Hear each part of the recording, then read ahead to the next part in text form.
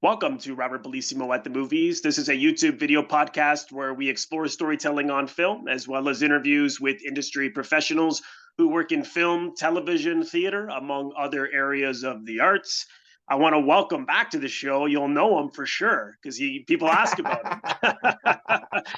Stephen Chambers. He is an actor and writer. He has appeared in numerous film and television shows, which include Murdoch Mysteries, The Expanse, The Corridor, Casino Jack, among others. And he was the co-host of this show when it was known as Coffee with Aliens at the Movies and then Movie versus Film. That's right, Coffee with Aliens. Hello, folks. Welcome back. Thank you for having me back. This is exciting. It's really interesting. Is. I thought, I'm nervous. Oh, it's been a while. And then the second you showed up just a few minutes ago, I felt like old. I mean, I don't know. This is. It feels, yeah. It feels like old times. Home, like normal. Yeah, yeah. Yeah. Once you hit record, cool. It goes. The nerves go away and the fun starts. yeah. You're right. It's exactly that. Yeah. Yeah. But we are discussing today 5 great performances given by Steve McQueen. And these are Steve's 5 favorites.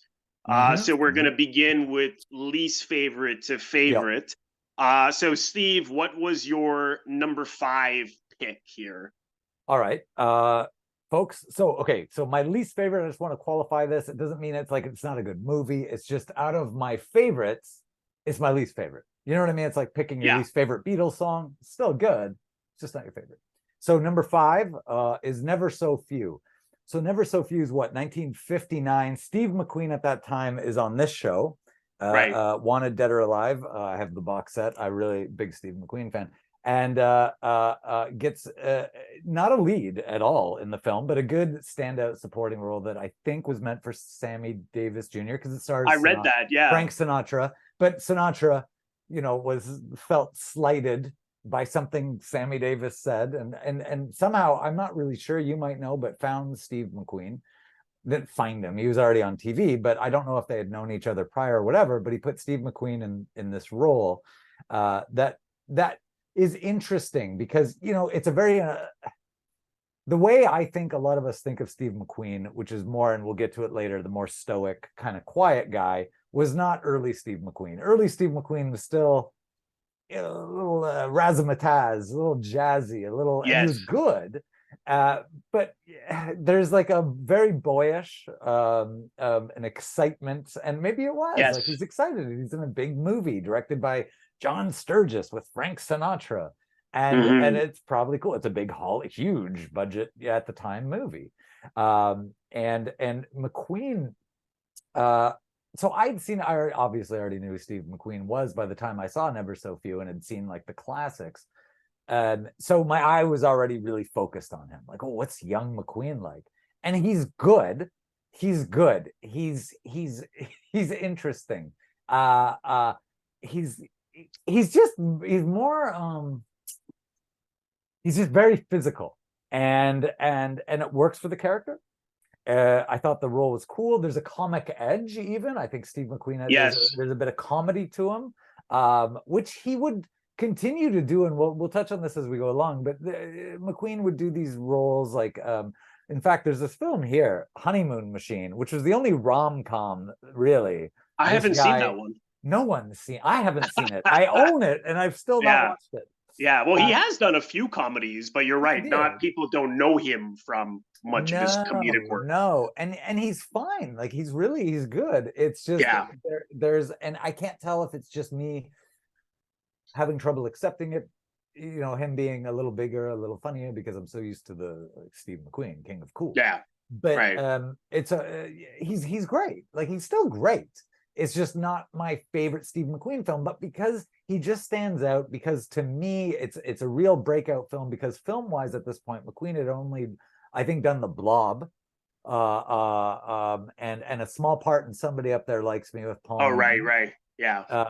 And this film, I think it's called The St. Louis Bank Robbery. Oh, the bank robbery, right. Right? Which was not a bad film. But anyway, this one I thought was just a really cool, it's McQueen's anyway, it's his first big Hollywood film with a kind of a starring role. Like he's definitely one of the leads, Yeah. but it's not about him. But I did find when I was watching it, as much, and I like Frank Sinatra very much. But whenever Sinatra was on screen, I was waiting for McQueen to come back. And it's Yeah, not me too. because he's the best per se, but because I'm such a fan. And I'm like, you're so curious, you Yeah. weird guy. And he's Yes. funny. And his name, the character, I think it's like Bill Ringa, I think was the character's name. And I'm like, sure. Yes, you're right. Yes, Right? I'm looking on it on IMDb. I completely agree with you. And for people who perhaps haven't seen it, I'll just read a little plot No, here. please. This is during World War II, the American OSS mounts covert operations with the native Kashin against the Japanese army in the jungles of Burma. And what's ironic is like for people who know his later work, to think that they're making this film, they were going to do it with Sammy Davis Jr. Yeah. and, Yeah. and then they get into this argument because, like you said, apparently Sammy Davis Jr. said he was a better singer than Sinatra, and that's what pissed okay. in an interview or something along those lines. And to think that they were sitting around, who should we get? I don't know if they were thinking necessarily comedic, but he is like the comic relief in I don't know if that's just like what wound up happening from the way in which he was doing it, but he's very funny in it. Every time he speaks, like I agree exactly with what you said. The energy and enthusiasm he has, particularly this great scene he has with Sinatra when he's driving and the guy, the doctor in the back. And he's talking about the fact, like he's trying to make jokes with them, and my impression was that he was trying to like impress them, and he's eager to get some kind of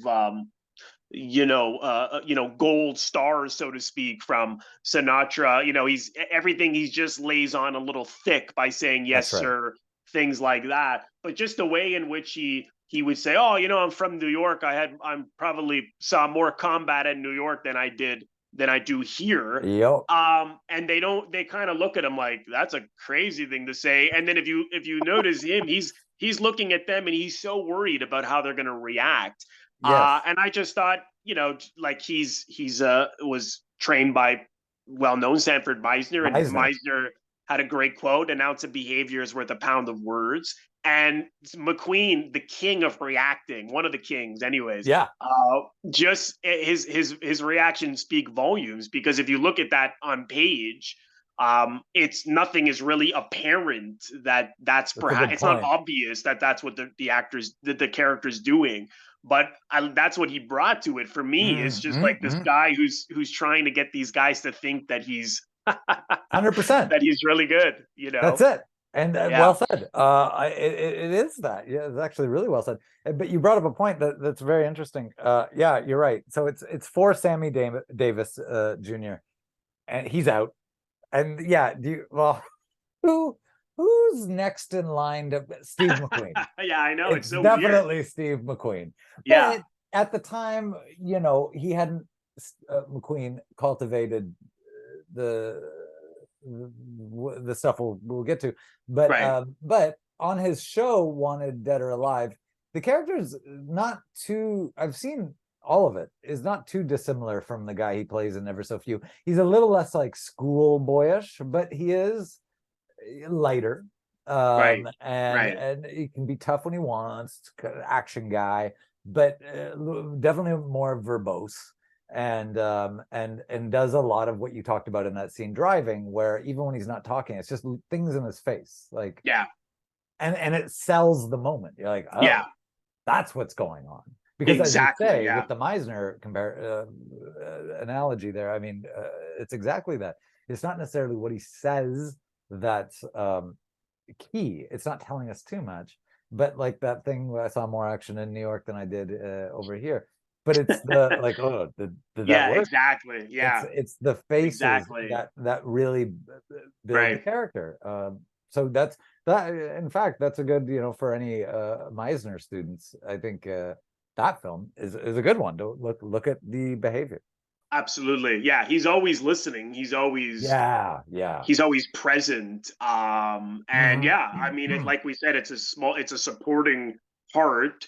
Yep. But you're right, because I love Sinatra. This is not the best film. I don't know how you feel about the film. Uh, It's it, it's it's it's kind of fine. dull. It's fine. Yeah, Yes, yeah, it's yes. all It's right. not that good. No, Mm-mm. it's not a No, bad no. movie, Yeah, but no, it's not bad. yeah, It's no. not bad, I but was selecting yeah, these based on like McQueen's him. performance, right? Yeah, Yeah. absolutely. I The agree. Yeah, movie, no, it's see it or don't. Like, yeah, it's a good, it's a little curiosity for McQueen fans for his earlier work. exactly. Yeah, That's it. yeah, yeah. No, absolutely. I completely agree. Mm. Um, what was your number four pick? Uh, Uh, that was actually, I quite like this movie as a whole. Is Love with the Proper Stranger with Steve McQueen in the lead with well, I'd say Natalie Wood is the lead, and then yeah. McQueen's there, but I think it's her story. It's told more through her character's point of view. And here we've got, I think this is like 1963, and it's very Yeah. interesting. A short version. It's probably better if you just read it, but it's Oh, she and McQueen, what they yeah. had a one night stand. She's Yeah. pregnant. I She can hunts read. him down. Yeah, go ahead. Yeah. Sorry. I can just read a little summary here. So it's a sales clerk at Macy's department store finds herself pregnant after a one night stand with the musician who does not even remember Yep, her. that's that's that's the it. yeah. That's the That's it. story. And she Uh, goes and finds him at like it's like an open call for musicians. yeah. And yeah, he doesn't remember. And it's sort of,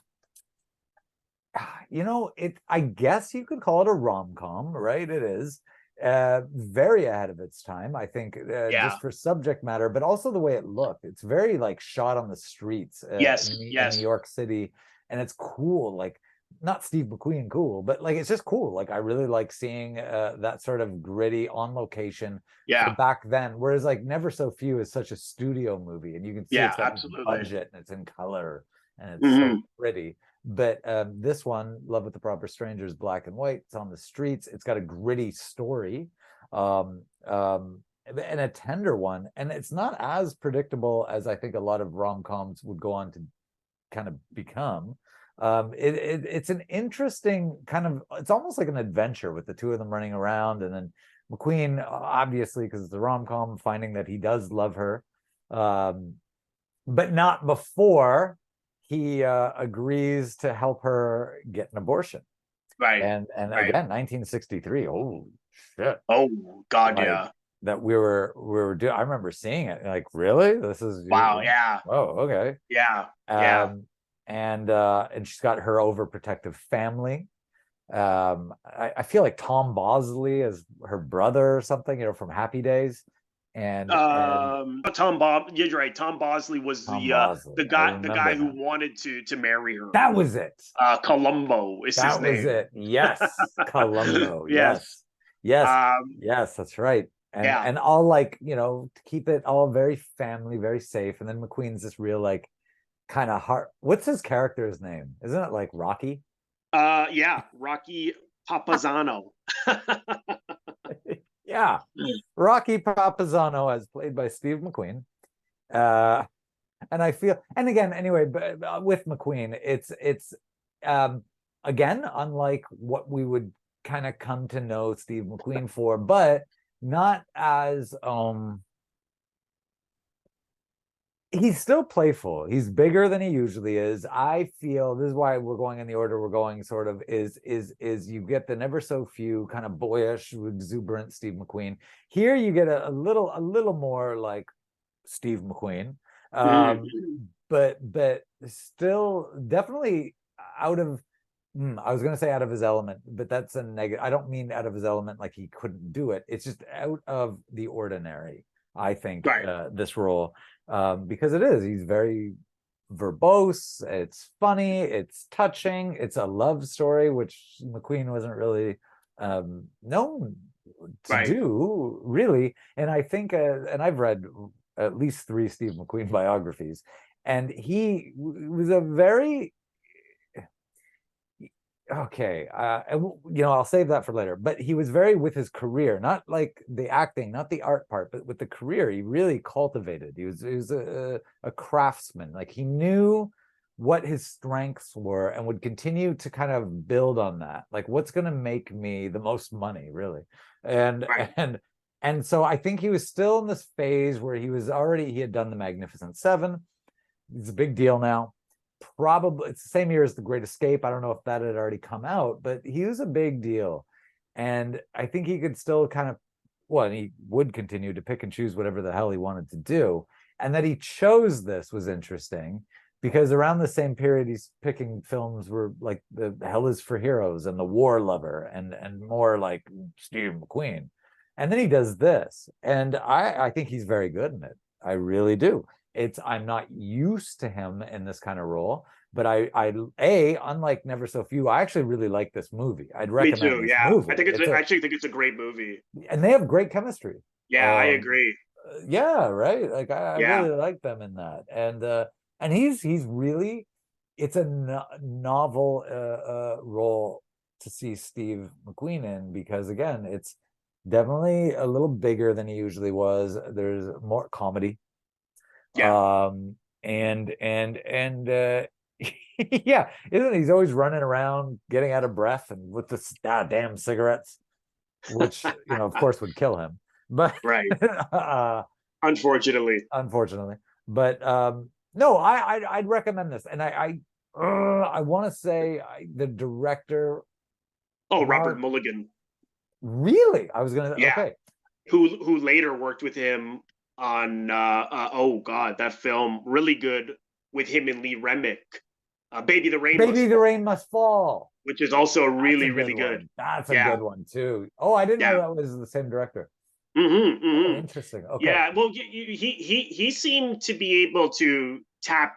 I mean, I don't know how their working relationship, but at least in these two films, we see those shades of the comedy like we had seen in the earlier parts, but sort of where he's him doing more character acting because he's playing an Italian American, and actually, other than the fact that he's blonde, I know in the North you have blonde. I'm part, yes. Yeah, exactly. But most of the immigration into the States were South, so dark hair, dark skin. So other than visually, obviously, he's not convincing from the looks, but the behavior. He had this New York accent and this Italian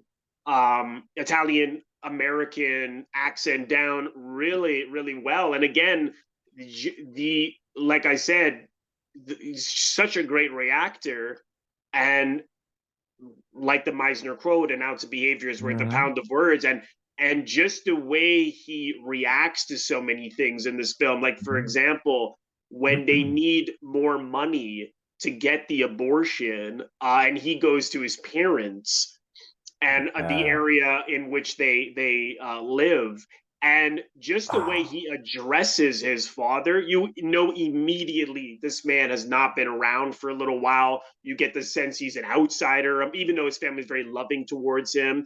Then he addresses this other woman, and immediately the way he looks at her, the way he's behaving, you're like, oh, this must be an ex-girlfriend. Yep. And sure enough, in the following scene, he tells Natalie Wood, I haven't been here in a couple of months, and yeah, she was my ex. I feel like she's a stranger now. I mean, that's not the exact line, but something along those lines.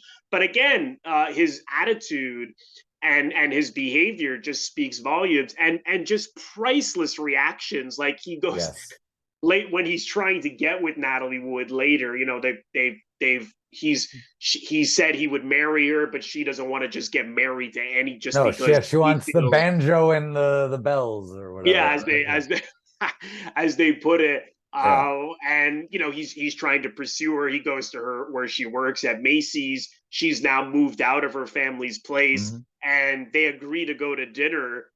to have dinner at her place, and he hops in the elevator, and she's like, "Oh wait, you don't know where I live," and he goes, "No, I know," and he blurts out the address, and then as the door closed, he has this look on his face like, "Shit," and right there, Yes, you're like, right there, speaks volumes. He's been following her, and we yeah, don't need a page of dialogue. exactly. And we didn't need to even, or even without dialogue, film all that, right? Like the montage Yeah, of him scoping her out. No, you get it. Like, ah, in just in those reactions, and I was like, wow. I mean, his reactions just speak volumes. And even later, as when they're having dinner, then she mentions that, oh, I'm dating this guy, the guy we mentioned, Columbo from yep, Happy Days, yep, and he's sort of he looks like he's utterly stunned, and it is a completely genuine reaction. And yes, just like I said, it's just, other than visually speaking, um, I mean, I was convinced he was right from those streets and hmm right from an Italian American family. hmm I mean, maybe he was adopted, you know. I mean, I don't think so, but it's just you could totally buy it. Uh, yes, but again, yes, with Mulligan, it was more like he's approaching it from, okay, I'm gonna have to change some things about myself because this is more of like a guy from a certain area and things like that. So yeah. he's and you're right, the chemistry between them, he's wonderful in it. He's Yeah, really I really good in agree. it. I think it's a gem. I think it's a real fun one. And I'll just say this, and then if if anyone does want to see Steve McQueen not being the way you think of him, yeah, forget Never So Few. This one. This is a really good film. I agree. Love with the Yeah, Proper Stranger. I really enjoyed it. yeah. Yeah. Oh, me too. Me too. It's really really good. Mm. Okay, so number three. What was your number three pick? Cincinnati Kid. Cincinnati Kid. Okay, so This, oh, this is 65. cool. You know what? 1965. Let me just hit the summary up. Oh yeah, yeah, yeah, yeah, yeah. So an up and coming poker player tries to prove himself in a high stakes match against a longtime master of the game. And this is Yeah, Norman Jewison, you know, that's Toronto right. born. Toronto Uh, born. Yep. Yep. This so was the what? first of two Yeah, films he would do with Norman Jewison. Of course, then there was the Thomas Crown Affair. Thomas Crown Affair, right? Yeah. But it's funny, even the synopsis you just read of the Cincinnati Kid. Anyone else hear it's the hustler? It's Well, you know, it's so funny to me because it is. I've seen The Hustler. I don't know how many times. Same. Probably. I'm actually shocked I haven't reviewed it yet because it's one of my favorite movies. And I was Oh, watching I'll this. do that one with you. I love that Well, movie. come on, yeah, come on I back. love that movie. Oh, it's so good. And I've seen this before, Mm. and I liked it. And I was like, hang on a second. I was like, Mhm. this is like it. I mean, it's a good movie. I don't think it's as good as the Hustler, but it's No, sort no, of no, like no. No, it's good it's though. sort of, yeah. It's like a softer version of the Hustler. Exactly. You I was know? just writing to a friend about it, and I said it's the Cincinnati Kid. It's like the Hustler light, like it's Exactly. the Yeah. Diet Coke Exactly. version. And that's not to take away from anyone. It's just it's a. This will sound stupid, but like the Hustler in black and white, like yeah, this one's in like color, and Yeah. and uh, Exactly. and Steve Exactly. McQueen's beautiful blue eyes. But Yeah. it's and I think what's the synopsis you read, like which is true of the film, is kind of it's the Hustler. Yeah. I think Yeah. a main difference though is the characters are I think while they probably the Newman character and the McQueen character have the same sort of drive, Yes. the stuff outside the game, so outside the pool games and the Hustler and outside the poker and the Cincinnati Kid, the characters have different like personal lives. Well, I Yes. won't go into the Hustler because that's another video, but like so McQueen's, he's got the girlfriend. I think it's Tuesday Weld, Yes. Yes. meanwhile being seduced by like Margaret, Right. and he's a little again. I wouldn't call it comical, but there's a slightly more buoyant edge to McQueen than Newman in those respective roles. But the Cincinnati Kid is it is still like I want to be the best. I want to be the best poker Yes. player. There's this Yeah. old guy, Edward G. Robinson, in this case. I want to take him down, from his throne. because I want to be the best. And we don't need to explain, like, well, why do you want to be the best? Is it because you didn't have a good upbringing? And who cares? That was the thing. Same with Paul Newman in The Hustler. But they did, yeah, I don't want to compare them too much. But yeah, Norman Jewison. And it's a cool film. Like, it definitely, this for me is where Steve McQueen really starts to become like cool.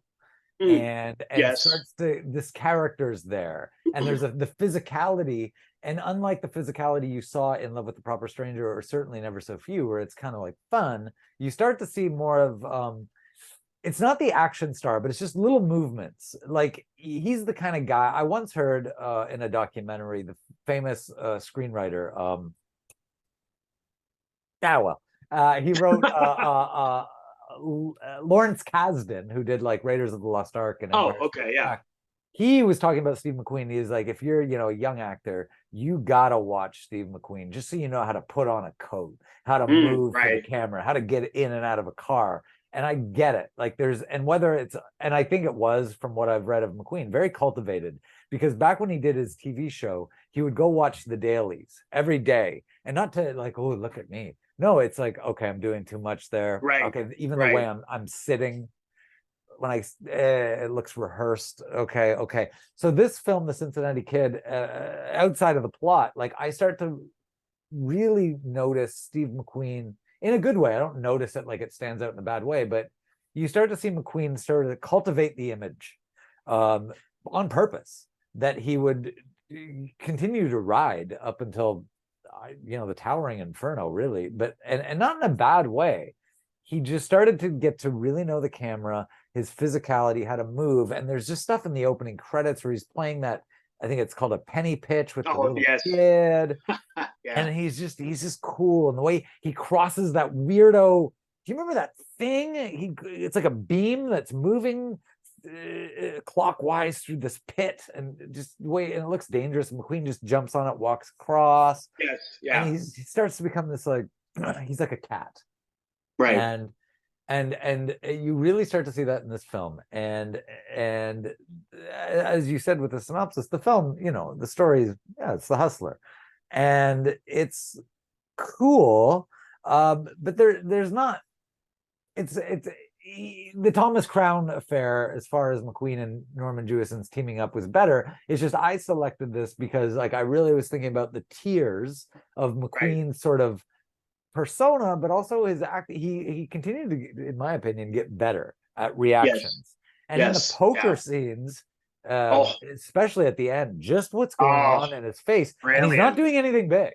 No. Kind of thing where they're so close on him. Yeah. And this is proof for any, like, on-camera actors. If you just think it, we'll see it. So if you're not in the moment, I know.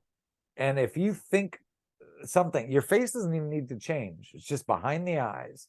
You can see something. And I think McQueen was the king of that. The king of just thinking something. And I'm like, oh. And as you said about the last film, like the in the elevator with Natalie Wood, the getting caught that he followed her just via reaction. Exactly. Well, here it's way more reactions, way less big. It's all smaller reactions, but it's telling us so much about the character. And again, do we need to know where the character's from, how old he is? No, like, you just know, you feel it. You don't have to think it, because he's doing that for you. So there's a drive that you understand innately without me going, if I asked you, well, what's the Cincinnati Kid's drive? Well, I don't know. I can't explain it, but I get it. And by that last, I don't want to spoil the ending, but it's, that very last shot of him, or one of the very last shots at the poker table. Oh, it's so good. So cool. Yeah. No, so cool. It looks like the life has just been sucked out of him. I mean, it's a brilliant, subtle,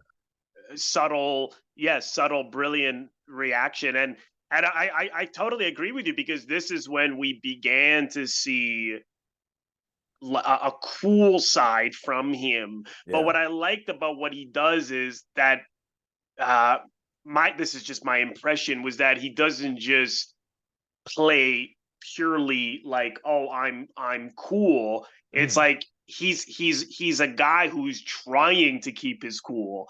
Yes. So in the first scene when he wins and the poker game, and the other guy accuses him of cheating, Yeah. and he does react like almost like, what did this guy just say? Like, how dare you say I'm cheating? But he holds the reaction, so it's very much Yeah. like, I've got no reason to cheat. Yes. And that's, you know, he maybe says a little more than that, but he says very, very little, and you can understand like he makes that work for the part, not for like himself. I mean, that's just my impression, because Yeah, you know, he's a poker player, and what do poker players have to do? Have to have great poker faces, face. right? Yeah. And so he's Exactly. just this guy constantly trying to keep his cool. And even there's this scene with Tuesday Weld he has that I really like, where he's taking a bath, Yeah. and she mentions that she's been hanging out with Anne Margaret's character. And again, it's so subtle, just the way he's like, he repeats, you know, he says her name back, who Anne Margaret plays, and he's like, oh, really? You know, and then she's like, oh, do you not like that? Or something along those lines. It was Yeah. Melba, Yeah. but just the way Yeah. he says Melba, he's like, Melba?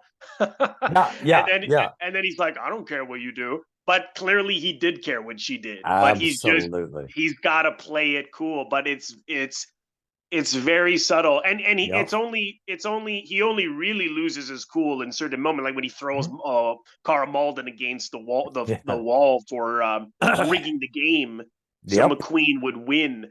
Yep. Which you can, and there, you know, and there are times like with Fast Eddie Felson, he's also a guy with a big ego, and he's thinking he can win, you know. So there were moments where he loses the mask of the coolness. Yeah. Absolutely.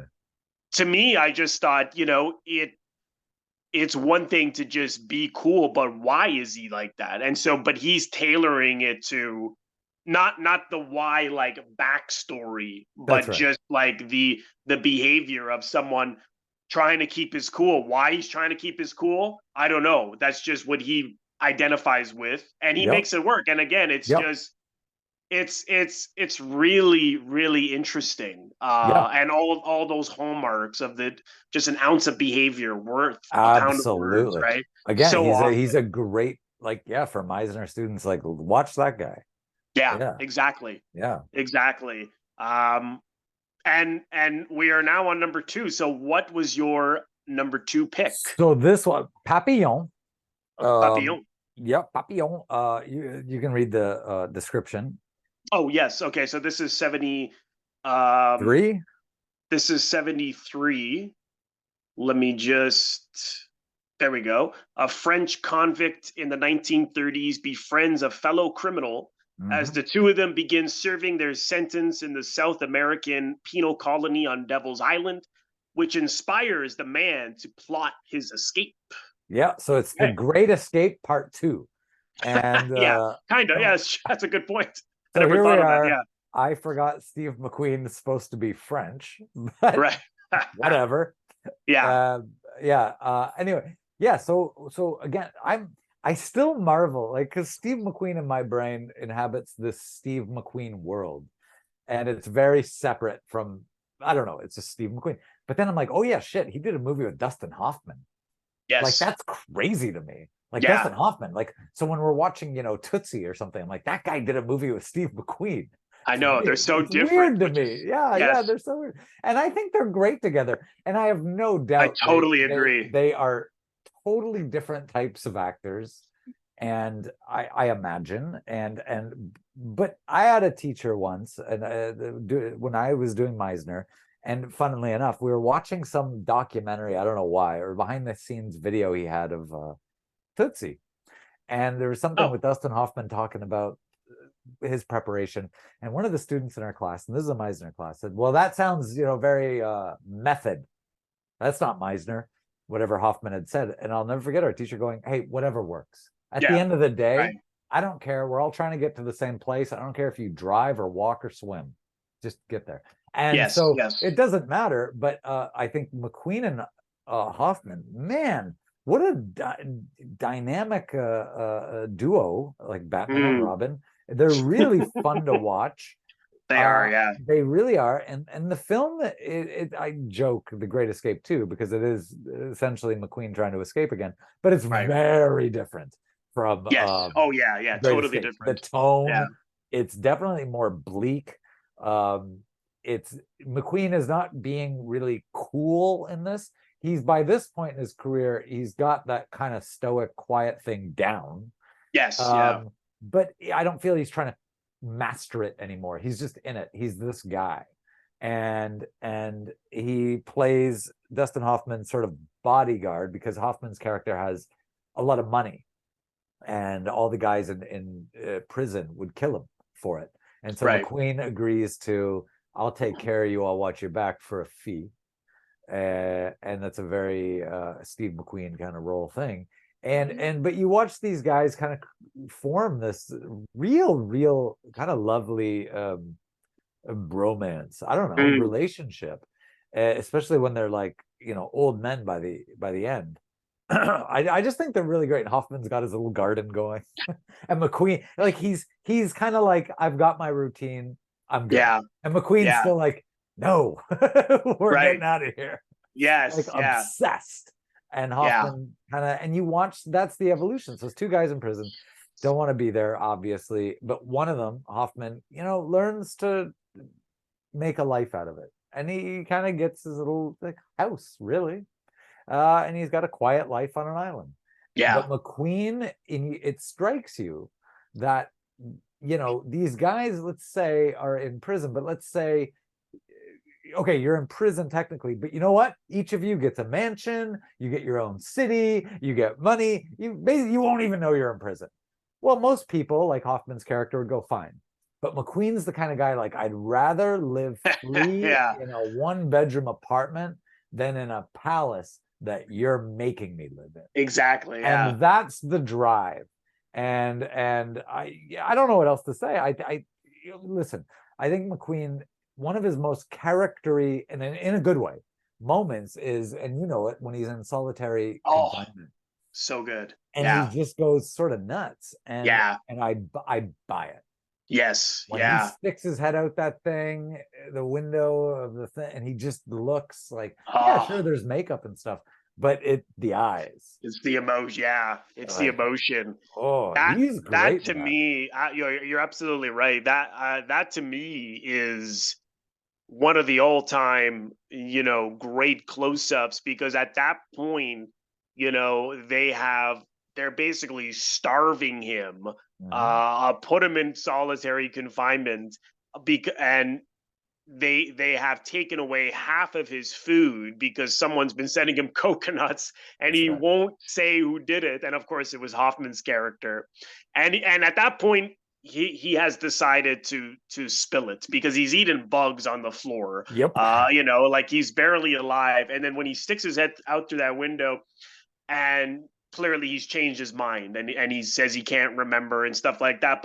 But his voice is so hoarse. Oh yeah. Everything physically, and he looks like he's just about to crack, and he's just hanging on. How he found that, I have no idea. But it's stunning to watch. It's like a close up. You're like, holy shit, that's intense. It's so intense. But everything in that solitary confinement, the way in which he moved, from physically, like, that he is exhausted, that he's barely alive and hanging on. Those scenes where he is alone is so good. But you're right. I mean, even with Hoffman, it's, I mean, all really good acting is the two people really communicating. And you feel that. I mean, you feel that they are genuinely talking to each other. So it doesn't matter that one comes from one style of acting and one comes from, at the end of the day, it's about when that camera rolls, that you're talking to each other. Yeah. And I know I did read, because Hoffman's the kind of guy, he goes to, like, the library for months to research this part, and he comes in with like 6 different ways of doing it. And McQueen is just very simple. He's like, let's just see where it goes. Let's keep it fresh. And I know Hoffman said that he found McQueen was often right about that. Let's just play it out. And when you watch them, that's what they're doing. Yeah. They're just listening. They're talking to each other, and it's really arresting because I'm like, wow, Yeah. like they are genuinely talking to each other, and that's why Yep. McQueen was so good on camera, because he just let it goes where it goes, and he listens and he responds. And I thought, yeah, you're right. Their chemistry is Oh, solid. it's great. It's great. I love those two together. And Yeah, it always just makes me happy when I see, you know, a more current Dustin Hoffman movie or interview. I'm like, oh my God, you did a movie with Steve McQueen. Because yeah, to me, they're just such different worlds. Like they're film worlds. They're just so different. So it's cool. And yeah, I can't recommend this film enough. I excellent movie. yeah. No, I completely agree. And now we move on Oh to yeah. number one, which you and I Bullitt. reviewed. We Bullitt. reviewed this Yes, a few years ago. So we did. this is Bullitt, an all guts no glory San Francisco cop becomes determined to find the underworld kingpin that killed the witness in his protection. This is from '68. Peter Yates directed Mhm. it, also with Jacqueline Bisset. Mhm. So why is this a number one for you? Okay, so number one is there's a sort of iconography. I mean, I think most people, when they think of Steve McQueen, it's this movie, whether you know it or not. When you see Right. a image on a T-shirt or a poster, it's this movie. It's the turtleneck, the blazer, the haircut. This is quintessential Steve McQueen, and I think maybe says 8 words in the whole movie, and he was when he was doing this film or in pre-production, like he took the script and was crossing out pages of his dialogue going, I'll do that with a look, I'll do that with a move. Like this was it, and it works. So I just rewatched this, no joke, this morning. And I've seen this prop more than any other Steve McQueen movie. I know it inside out. I love this movie, and I'm always finding something interesting. And now I think just because he's silent, he's not cool for cool's sake.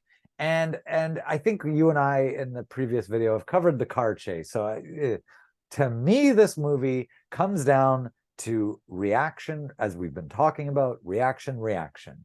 And there's 3 things that blow me away in this movie with McQueen. Number one, and this is going to sound dumb, and unless maybe you're an actor like you might get this. There's little things on camera that I think are very difficult to do for an actor. I think non-actors think, oh, crying and screaming and yelling. Nah, that's not, you can get there. It's little everyday things. Mm, And I know you feel the same way. And there's a moment when Steve McQueen's cop partner, Don Gordon, played by Don Gordon, I don't know the character's name. I think Del Getty, something copish, but comes to his apartment in the morning, and it's the first time we meet Steve McQueen, and he's asleep, and he buzzes on the thing, like, hey, let me up. And playing someone who just woke up, because we all do the, you know, whatever. Steve McQueen's just got this like cold, I don't want to imitate, I'm not doing it justice, but watch, this sounds so dumb, but I mean it. Watch him wake up. Any actor out there, watch this. And he's just got this thing, lets the guy in, and he's sort of getting his shit together, and he's trying to make instant coffee. And I am in your world. Like yeah. that is how you bring me now we're going to watch the rest of the story through your eyes. You got me, because now Mm, we've just woken up.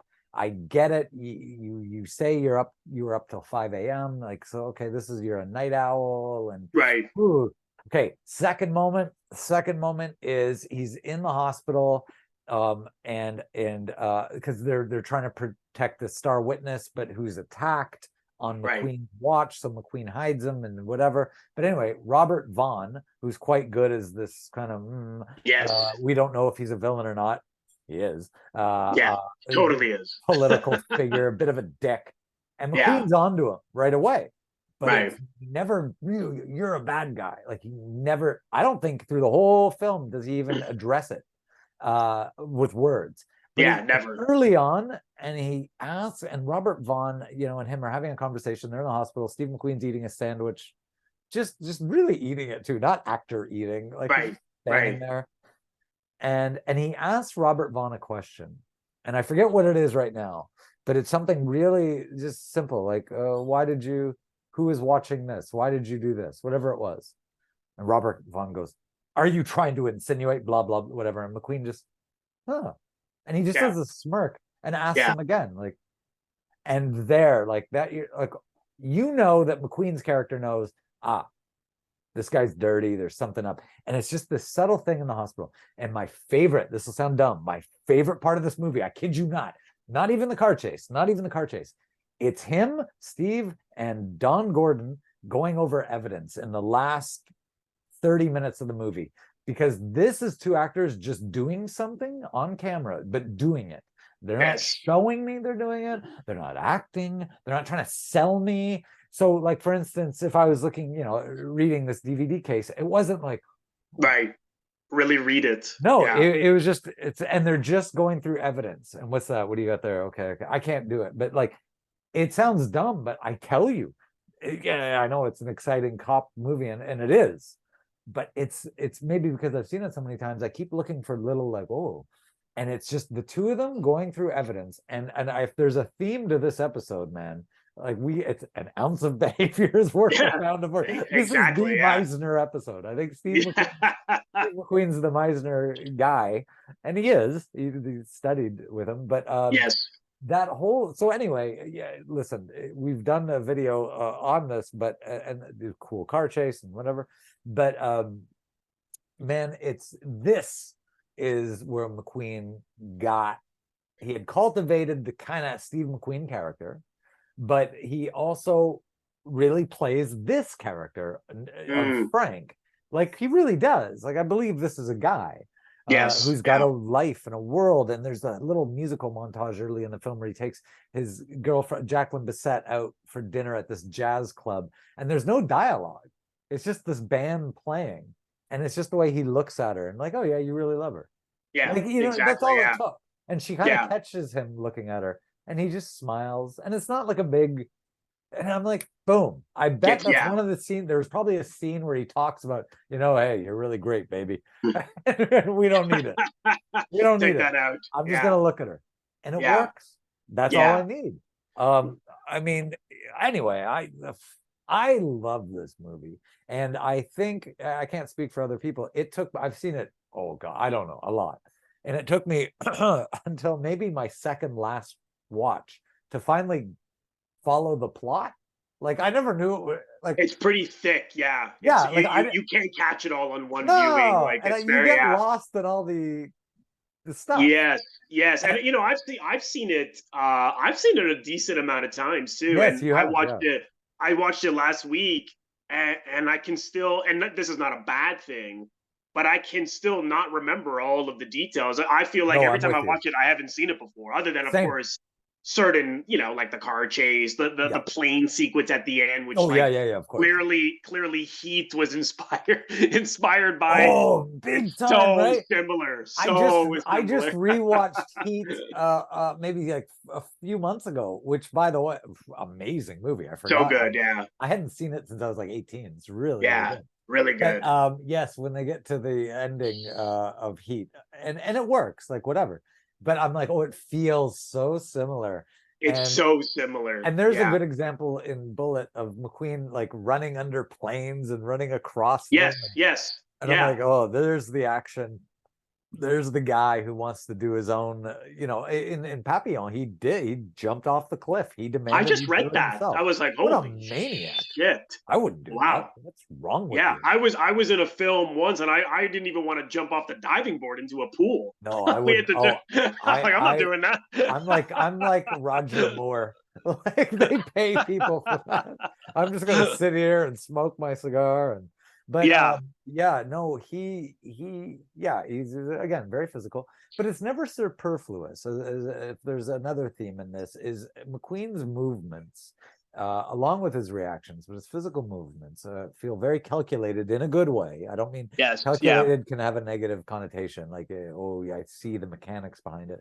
No, but I think he's very aware. He the type of homework I think Dustin Hoffman would put into the character, McQueen probably puts more into, less about the character's head, but the character's body. you know, like maybe how would this guy move? What's realistic? Yeah. Because McQueen based the Bullitt character on a real life cop in I Oh, I think didn't know San that. Francisco. Yeah, they had met and did the ride along thing, I guess. I don't know, but it was the same cop that also inspired Clint Eastwood's Dirty Harry. And there is a lot of crossover in those two films. I think it was San Francisco Right. cops, and they're cool and stoic. I mean, Dirty Harry's a little more like comic book. You know, you feel Yes. lucky punk. Yeah. McQueen's character would never say that. No. And but yeah, I really feel like, so while it's calculated and it's just, I shouldn't say calculated, it's very researched in a Yeah. very good way, and it's very economical the way he moves. He's never big. It's just right. Even the action scenes, the way he runs. Watch McQueen in this film. I do. I quote Lawrence Kasdan, who I mentioned earlier. If you are a young actor, I really do. Watch Bullitt. Like, just not because you want to be cool, but like watch how. I think here's an example of a character of an actor who's very aware of the camera, but in all the best ways. And he knows how to work the camera.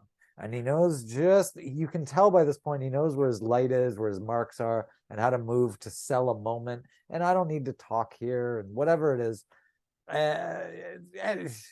Great. So I hesitate to say great performance, because I think when we say the word performance, we think, big. But it is a great performance. It's a Yeah, it great is. Yeah. reactionary performance. And I mean, this is a real person. There's a lot going on. Again, as we mentioned, the Cincinnati Kid behind the eyes. There's so much in McQueen that's unsaid. There's so much, even when he's a little frustrated or he's a little happy or whatever it is. There's defeated.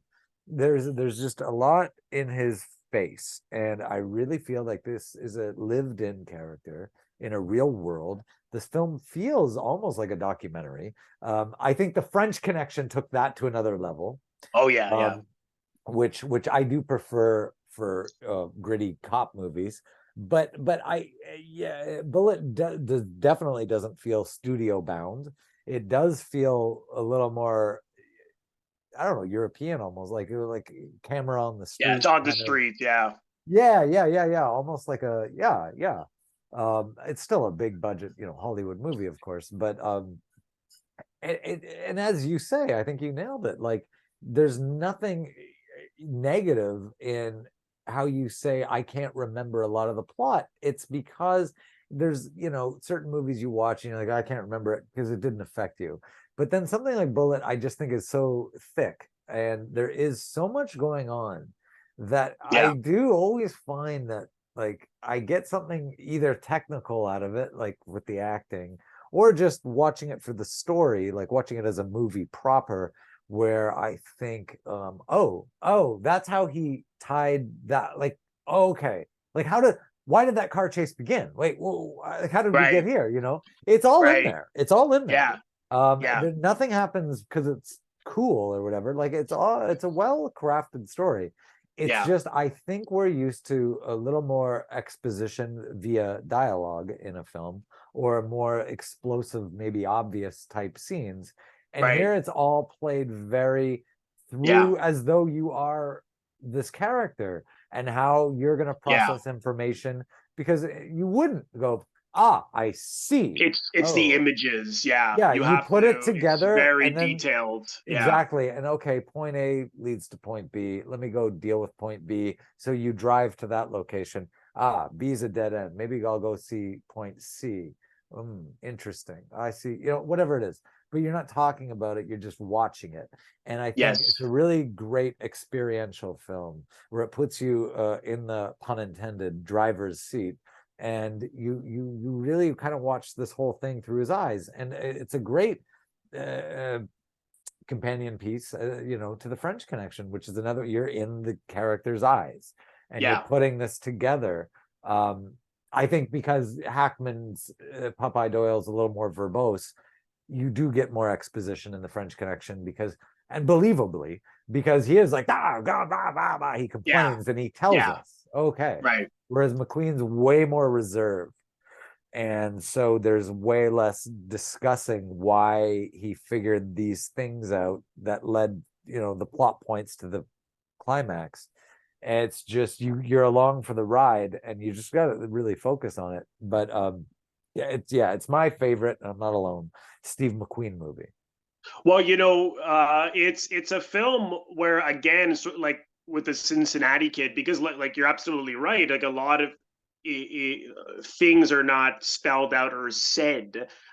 You have to really watch the way in which he's responding, and he's behaving the way he's behaving for a reason, and because of his temperament and his experiences. Again, not that we know this whole backstory, but it really boils down a lot to what I think Jacqueline Bisset, his girlfriend, the character, says to him, that he's just numb to everything. And I think that was a key to this character, is that he is around horrible crimes every single day, almost. I don't know about every day, but often. Sure. That he's become desensitized to everything. And so a corrupt politician is something he has seen many, many times over. So it's not going to get, I mean, at least maybe it would get some people heated, but for his character, he just shuts off, right? Maybe he has to shut off in order to get through the day.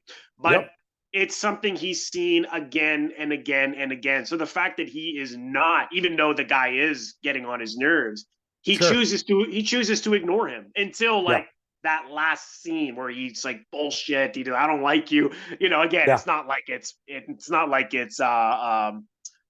like that he's furious or screams. It's just he's very to the point, and there's more angst to it than we saw.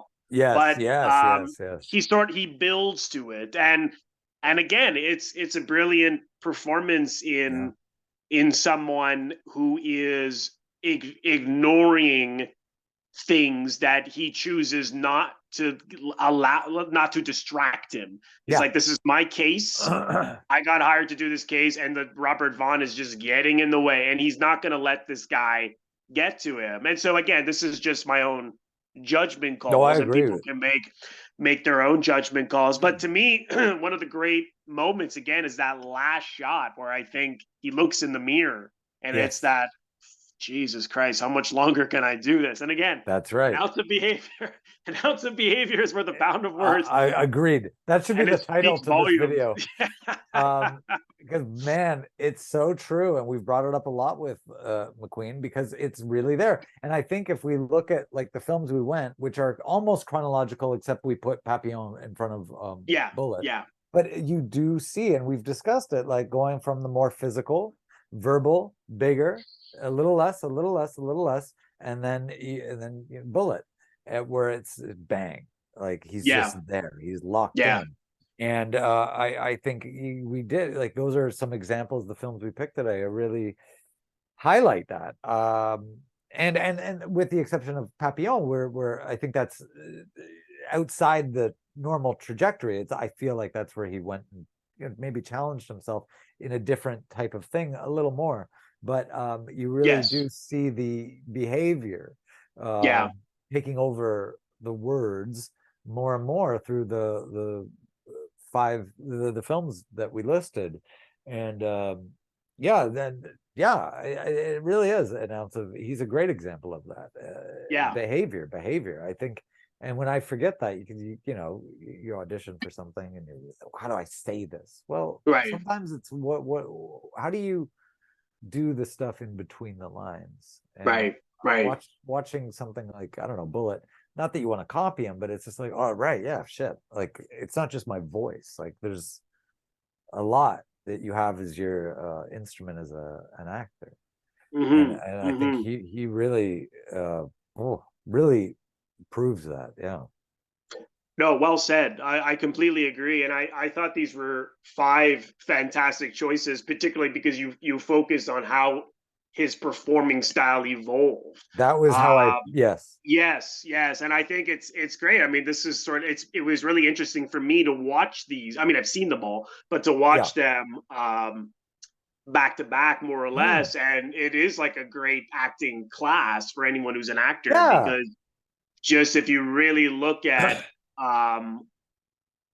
how he's performing, and I think you and I know more about him, so we're able to perhaps be able to piece why these his performances are evolving the way it does. But even if you don't know about him, he is certainly a great study in film acting. Certainly. Agreed. Yeah. Yeah, these were exceptional choices. So I'm so glad, glad that great that you took the time to come back. Oh, 100%. Thank you for having me. Yeah, no, my pleasure. And I know you're not a big social media person, but if people want to find out more about what you do, is there a site people can go to? There, I was gonna say I don't even know what my Instagram is.